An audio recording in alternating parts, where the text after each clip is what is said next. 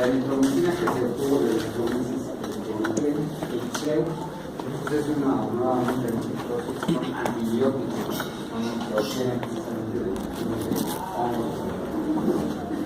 Entre los macrones aquí tenemos varios, eso de 14, 15 y 16 se refiere al número de carbones que tiene el anillo lactónico. No tiene ninguna importancia clínica. La eritromicina que fue primero de este tubo, después la adomicina, la eritromicina, espiramicina, jasomicina y ropitamicina. De los que vamos a ver en general hay muchos que utilizan muy importancia, es la eritromicina, la claritromicina y la citromicina. Vamos a quedar con esos tres, que son los más populares, son los que encontramos con mucha facilidad ya aquí en México, nivel genérico intercambio. Eritromicina, claritromicina y acitromicina, ¿sí? Su mecanismo de acción inhibe la transpeptidación de los aminoácidos, igual que con el cloramfenicol, actúan en el mismo sitio. Pero van a ver que no tienen todos los efectos adversos que tiene el cloramfenicol. ¿Sí? Su mecanismo de resistencia que realizan las bacterias es dificultado para atravesar la membrana externa, ¿sí? O sea, generalmente las enterobacterias, las gram negativas son las que generalmente se protegen precisamente con lo que se llama porinas bajas, o sea, esas moléculas, esas proteínas que sirven de poros y que generalmente las hacen muy selectivas para impedir la entrada del antibiótico. La incapacidad del macrólido de unirse a la subunidad 50S, o sea, cambia en la estructura del ribosoma. Pues ya no se llama coaptalina y ya no es isoxina, ¿sí?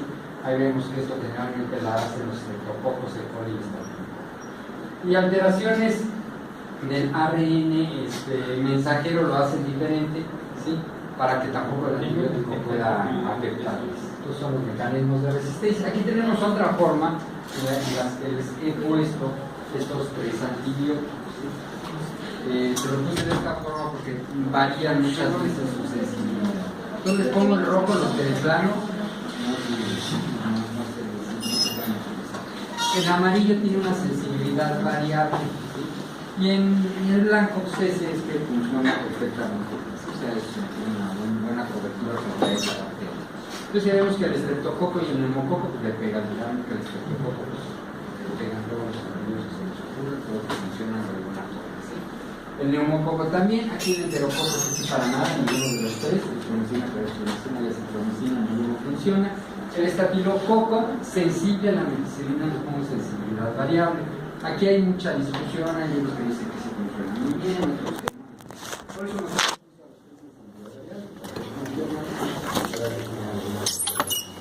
pero ¿qué resistente a la amoxicilina? Aunque algunos dicen que las citromicinas aquí depende de qué libro lo consulten e inclusive ustedes van a ver que la sensibilidad de los antibióticos va a estar con el tiempo. Antibióticos científicos en ese, pero les pasa lo contrario cuando se dejan de utilizar la capacidad de resistencia del antibiótico ya no están en contacto con él. Porque después de años de no utilizar o de dejarse de utilizar una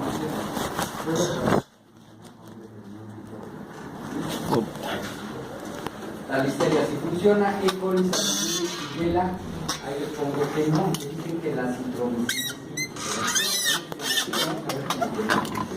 Por lo tanto, ya se van a dar cuenta que las infecciones urinarias e intestinales no son antibióticos para la respiración. El gonococo sensibilidad naranja, el meningococo la claritromicina no funciona, moraxella catarrates de hemófilos influencial sí funciona, se toman a la citromicina que tiene una sensibilidad pero los demás sí funcionan, por lo tanto para otitis, infecciones, sinusitis y enfermedad pulmonar obstructiva crónica se pueden utilizar.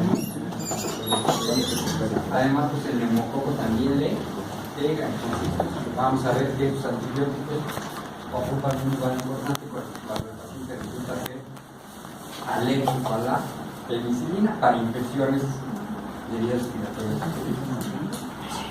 Sí. La legionela, ustedes ven, la legionela, los diferentes ocasiones no mames, me pasa que una de transmisión sexual, chancro blanco, el doloroso, el chancro que es el de la sífilis, ese no es doloroso, pero la legionela, la clamidia, ya sea neumonía de trachomatis, micoplasma neumonaco, ureaplasma, urealítico. ¿Saben cuál es este bicho? Es un tipo de micoplasma celular, ¿sí? Y produce muchas infecciones del tracto urinario crónicas o enfermedades pélvicas inflamatorias, acá todas ellas de transmisión sexual. Y aquí les pongo uno nuevo que es el Mycobacterium avium, que sí le pega la genotropicina de su micobacteria que producen algunas variedades de tubérculos, que se llama el complejo de Mycobacterium avium, que van a ver ustedes, que produce algunos cuales semejantes a la tuberculosis, pero que no es producido por el micoplasma tuberculosis, ¿de acuerdo? Vamos a ver ahorita que veamos antituberculosis. Ahí se los pongo, vamos a ver aquí, cuando veamos antituberculosis, vamos a ver. En cuanto a los anaerobios gram positivos o gram negativos, pues es variable también, ¿no? Los bacteriólogos, por ejemplo, de erytromicina no, sin embargo los más nuevos, la erytromicina y la sí. De estos macrólidos, el que nos salió primero fue la erytromicina, los zombies de los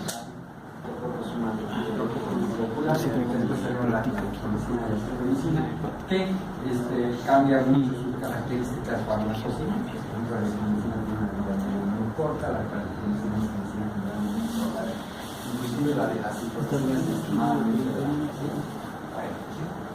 Sabemos que para las espiroquetas pues funcionan los tres. El Mycobacter pylori solamente funciona la erytromicina, que precisamente se usa dentro de los esquemas, la erytromicina, el IBT, entonces se funciona para el Mycobacter pylori. Entonces, nada más eso no funciona. Y el Campylobacter de la erytromicina es el que más indicado. El Campylobacter produce algunas infecciones diarreicas que se lo usa, que usa como crónica. Y entonces el esquema de estos fármacos. ¿Podrían utilizarle en una neumonía adquirida en la comunidad? Acuérdense cuáles son los cuadros de la neumonía adquirida en la comunidad. Un paciente joven que no tiene enfermedad neumococo 50% y la clamidia, micoplasma y la ¿se puede utilizar? Sí, sale para la penicilina. Se puede utilizar en un paciente con enfermedad pulmonar obstructiva crónica que adquiere un cuadro bronquial o bronconeumonía, cuando tiene una neumonía que carga con él. ¿Cuál dijimos que era? Neumococo, también 50%, y los la carterana y el módulo entonces le pega, entonces también puede funcionar. Meningitis y sinusitis también puede funcionar, ¿de acuerdo? Entonces es el de elección para los pacientes que son alérgicos a una infección de la piel, pues ahí ya vemos que el estafilococo, pues ahí tiene una sensibilidad variable, pero bueno, el estreptococo si le pegan, ¿no? Podría ser también otra opción para los pacientes que son alérgicos a la medicina. ¿De acuerdo? Ahí vemos la farmacocinética de la erytromicina. Decía que si tiene algunas variaciones, por ejemplo, hay que darlo cada 6 horas y su volumen de distribución es de 0.78 y se mide en uno de ellos 6. ¿Sí? La claritromicina, ¿sí?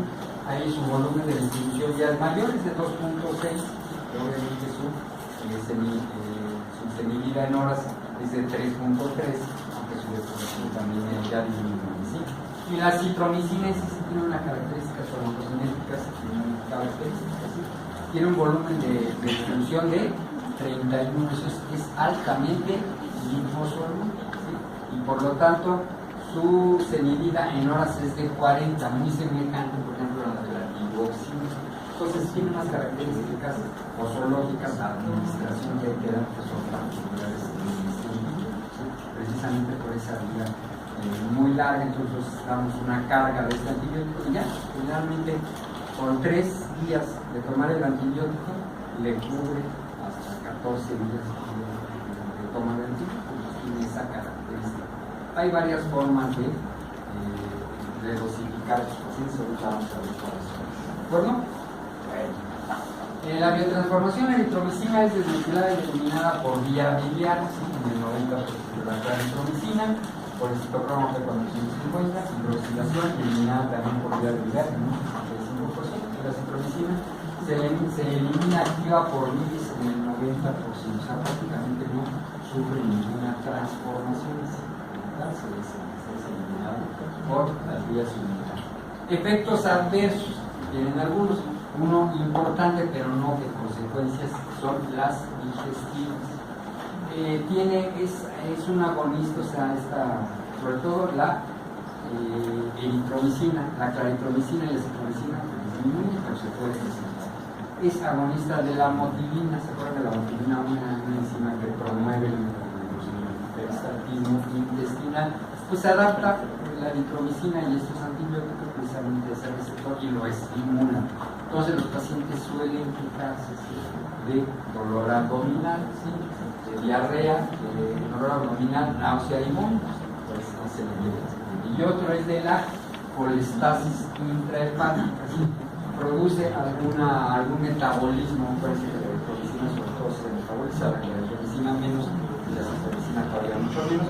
Se puede morir amarillo en los pacientes, se llama una colestasis intrahepática o hepática, es común sobre todo con la eritromicina. Hay que hacer diagnóstico diferencial de muchas cosas.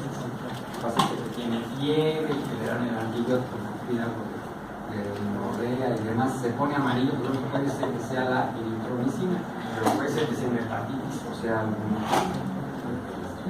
una hepatitis viral o alguna otra. Cardiovascular, bueno, por eso tromboflenis, que generalmente no dan antibióticos que se administran por vía intravenosa, pero sí prolongan el QT, o sea, bloquea también los canales de potasio. Prolonga el QT y se pueden presentar arritmias. Ha usado con aquellos pacientes que están tomando, ¿sí? Les decía yo que hubo un antihistamínico, todos los antihistamínicos también bloquean, ¿sí?, los canales de potasio y prolongan el QT. Hubo uno que salió al mercado que se llama terfenadina, que era un antihistamínico que se vean como todos los laboratorios también. Pues ahora sí ya se acabaron los problemas de las alergias. Entonces se empezó a utilizar como antihistamínico para tratar la sintomatología también de las infecciones, de las rinitis y todo eso, porque a veces se acostumbraba a dar también el antibiótico, la medicina. Y hubo varias muertes súbitas. ¿Por qué? Porque caían los pacientes en una taquicardia helicoidal y no salían de estas, paros de muerte. Fueron muertes súbitas y después se vio la asociación entre la eritromicina y la terfenadina, y la que salió volando del mercado fue la terfenadina, porque la eritromicina pues tiene más utilidad.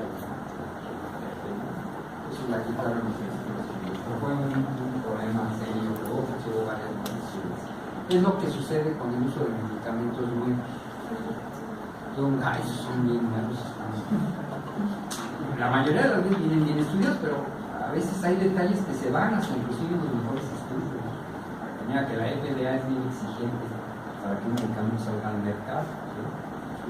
Pero puede ocurrir, como sucede con la terfenadina, que se autorizó su salida. La talidomida, por ejemplo, se sabe lo de la talidomida, que se utilizaba como un sedante, en Alemania, ¿sí? Y resultaba que se llama un teratogeno, un sedante para las náuseas, vómitos, el embarazo, ¿sí? Siempre los medicamentos nuevos, que bueno, ¿no? Funcionan, qué bien, ¿no? Ser mejores, eso es lo que se busca, pero también tienen esa desventaja. En cambio, la eritromicina es el que conoce todo porque lleva años, décadas en el mercado, ya se le conoce mucho todo lo que son más seguros. Hipersensibilidad, crónico, fiebre, eosinofília. Bueno, cualquier medicamento puede ser alérgico, ¿sí? El sistema nervioso central, osteotoxicidad, hipoacusia, principalmente en pacientes con insuficiencia renal crónica o en ancianos. Entonces, lo que les decía, los mejores programas la vida media de la terfenadina, que además también producía de la teofilina o aminofilina, de la carbamazepina, que por convergencia con el programa de 450, porque todos los medicamentos son valorizados. Usos clínicos, por ejemplo, la eritromicina, generalmente la dosis de 500 miligramos cada 6 horas en un adulto, ¿sí? Vamos a hablar de los niños, ¿sí? Se puede utilizar en bronquitis o en enfermedad pulmonar obstructiva. Ahí cuando pongo bronquitis es enfermedad pulmonar obstructiva crónica, ¿no? Una bronquitis de este tipo, porque ya dijimos que los agentes son el neumococo, el hemófilos influencial y la moracina. Y le pega a los tres, pues es una buena opción, y si es alérgico a la penicilina, pues en la neumonía atípica también, ¿se acuerdan cuando lo que dijimos de neumonía atípica que generalmente lo ocasionaba? En primera instancia por virus, pero si son bacterias, puede ser por virus o por clamidia, legionela y el micoplasma. La neumonía atípica es una neumonía en la cual hay síntomas de tos, de disnea, y lo ocultan y casi no se oyen estertores. Pero le toman una placa y una imagen en panal, la neumonía, una neumonía, como es una neumonía intersticial, porque tanto los virus como la legionela, la clamidia y el micoplasma son intracelulares, generalmente no hay un paso al alveolo, entonces si no hay secreciones del alveolo, no se oyen los estertores, pero sí está comprometida el grosor de la membrana y si quiere tener al paciente, entonces también. La neumonía por neumococo, que generalmente está en el alveolo, invade todo y produce una secreción muy importante intraalveolar, entonces sí oyen los estertores y da una imagen de condensación que seguramente no ustedes han visto en los pulmones con ese ¿verdad?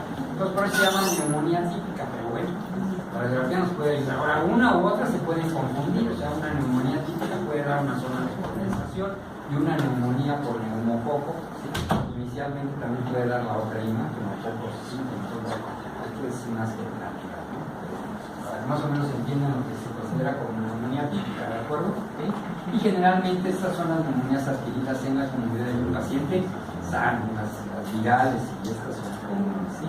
Otitis, sinusitis, faringitis, ya dijimos que le pega al estreptococo, también le pega a la varicela y a la infecciones de tejidos blandos porque le pega al estreptococo y al estafilococo.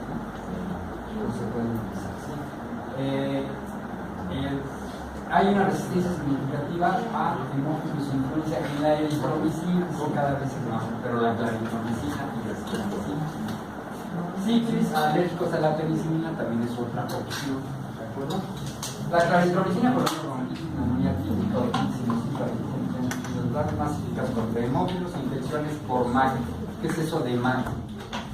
Complejo transmembrana. ¿De acuerdo? Porque le pega también al micobacterium. Un cuadro muy semejante a la tuberculosis, pero el manejo vamos a ver qué es. Ataque membrana. Y el Helicobacter pylori, el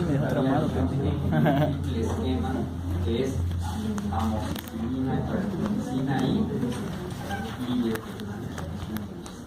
para el Helicobacter. Y la citromicina, vamos a ver que son 500 miligramos cada 24 horas por 3 días, hoy vamos a ver por qué.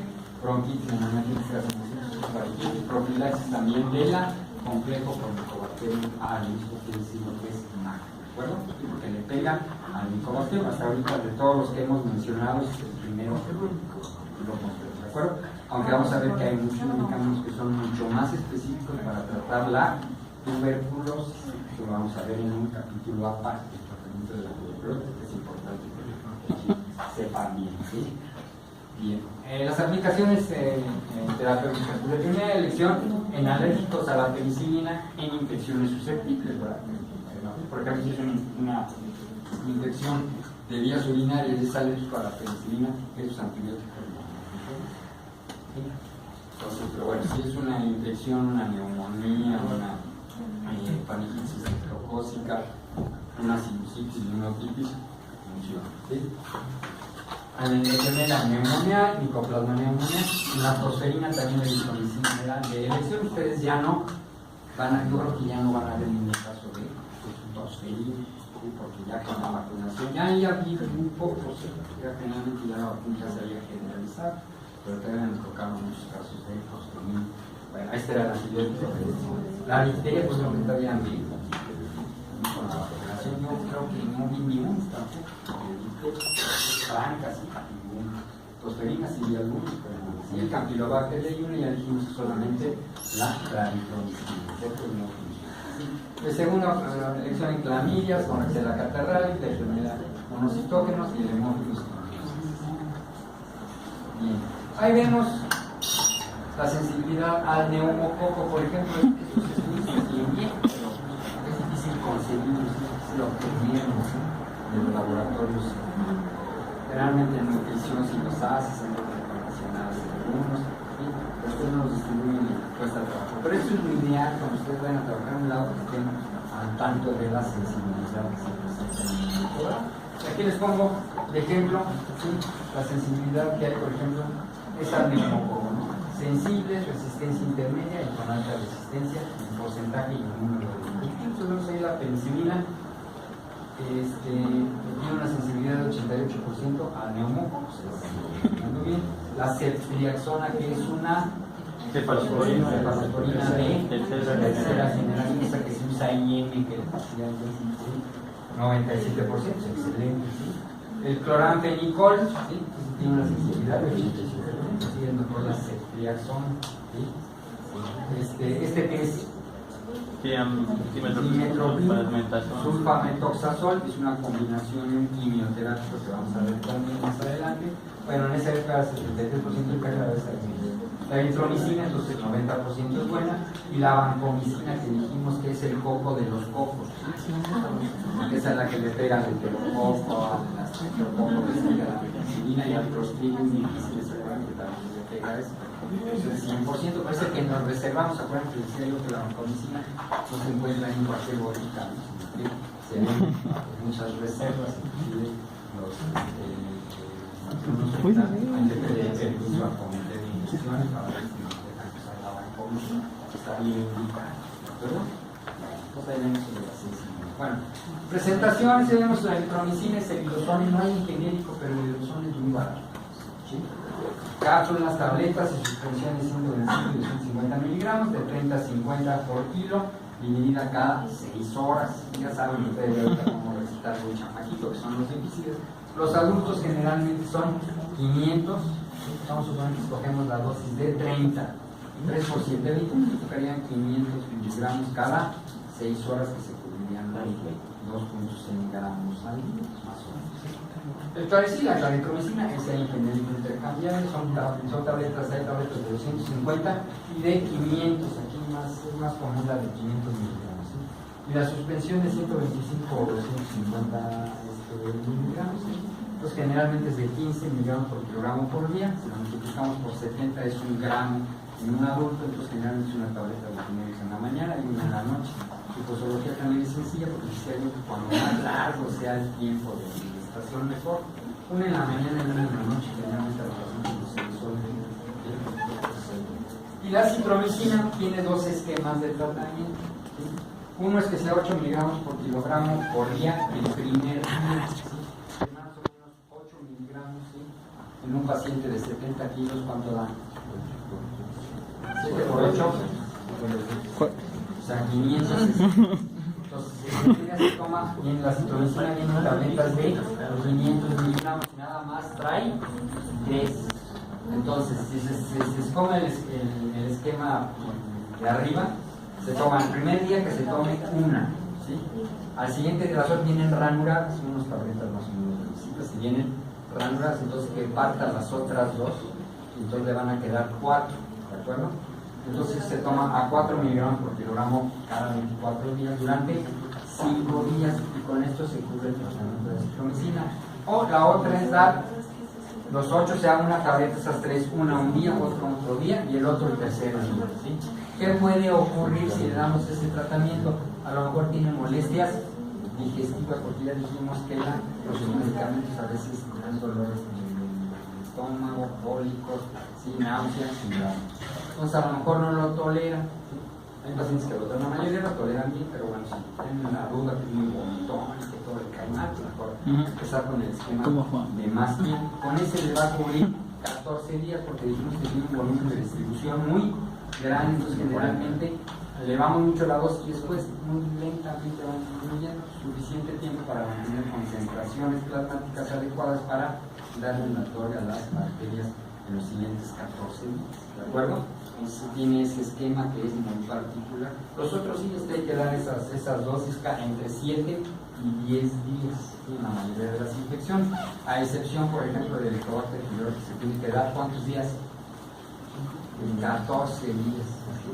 La claritromicina, y debe ser 2 semanas de tratamiento para la erradicación del Helicobacter pylori en la mayoría de las pacientes. ¿Y saben cómo se hace el diagnóstico? Uno es por la ureasa, que se produce por la respiración cara, fuera, pues que no es sencillo. Entonces hay tipo linfosamidas, ya es el último grupo que vamos a linfosamidas, que tiene 2 antibióticos, que es la linfosina y el este ya se ha hecho un poco popular, apareció la clindamicina y ese es generalmente la que se utiliza todavía. Sí, pero el linfosina todavía está. La clindamicina y el intercambiar, la lincomicina, también se encuentra el lincocin. No es caro, pero tampoco es caro. Su mecanismo de acción mide la translocación, ¿sí? O sea, el ARN de transferencia, ¿sí? Se debe de mover a través del mensajero, precisamente es antibiótico bloqueo. Entonces, impide esto, entonces no se puede leer correctamente toda la información del RNA mensajero y no se pueden sintetizar las proteínas, ¿sí? Los mecanismos de resistencia a una bomba, dificultad para atravesar la membrana, incapaz de la clindamicina unirse a su unidad 50, o sea, hay un cambio de la estructura del ribosoma, entonces por medio o alteraciones del RNA mensajero, por plasmas. Aquí está la actividad antimicrobiana, que también es muy particular y es importante que más o menos lo vayan a. El estafilococo le pega al estreptococcus al enterococo fecalis, es una buena opción, sí, y al neumococo, pero sobre todo le pega a todos los anaerobios gram positivos o gram negativos. Esto se considera que es un antibiótico de una buena elección, ¿sí? Para cuando estamos sospechando infecciones por anaerobios. Los odontólogos dentistas lo utilizan mucho cuando a un paciente le duele la muela, ¿sí? Está infectada, se cayó y no se puede atender, y ya trae ahí una infección, le duele mucho, le dan los analgésicos y la clindamicina de 100 miligramos cada 6 horas, también con eso ya se ve la infección y ya lo tratan, ¿sí? Entonces, para infecciones por anaerobios. Eso sí, el Clostridium difficile, hasta ahorita llegamos, le hemos utilizado la vancomicina, le pega todos los demás.